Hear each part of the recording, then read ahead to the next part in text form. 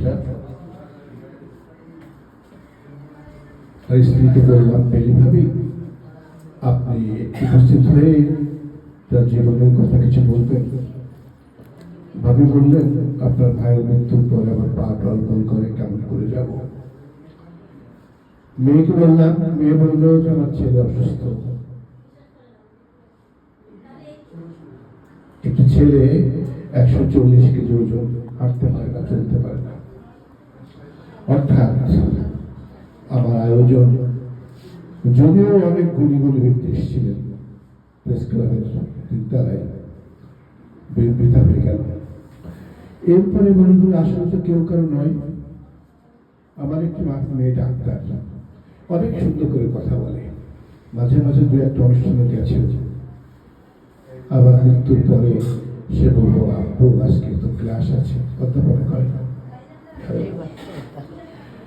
তো এই জীবনের চলে যাওয়ার পরে যে প্রাপ্তি, সেই প্রাপ্তি তো চোখে পড়ে না। আমি দেখতে পাবো এই বৈতালিতেই হয়তো একটা অনুষ্ঠান হবে, কবি সোহেল এতদিন আমাদের সাথে ছিলেন, তাদের স্মৃতিচারণ করি। আমি কি জানতে পারবো, আমি কি দেখতে পারবো, আমি কি অনুভব করতে পারবো, আমি কি সেটা উপভোগ করতে পারবো? পারবো। এই জন্য আমি সিদ্ধান্ত নিয়েছি সেটা হচ্ছে মৃত্যুর আগে যতক্ষণ আমি বাঁচি, যতক্ষণ আমি হেঁটে চলতে পারি, যতক্ষণ আমি কবিতার অনুষ্ঠানে যেতে পারি, আবৃত্তির অনুষ্ঠানে উপভোগ করতে পারি, সেই উপভোগটাই আমার কাছে সবচেয়ে প্রিয়।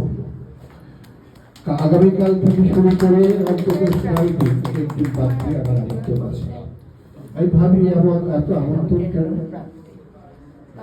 তখন একটা কথা আমার মনে হয়, আসলে যারা বয়স্ক কবি তারা কেউ নজরা করতে পারে না, নিবন্ধ মুখ পারে না, মহাদেব শাহ পারে না, অনেকেই পারে না। হয়তো তাদের জায়গায় আমাকে তার মনে পড়ে যে আমি চলতে পারি, ফিরতে পারি, ট্রেনে দাঁড়িয়ে মতিঝিল যেতে পারি, মেট্রো ট্রেনের কথা বলছি।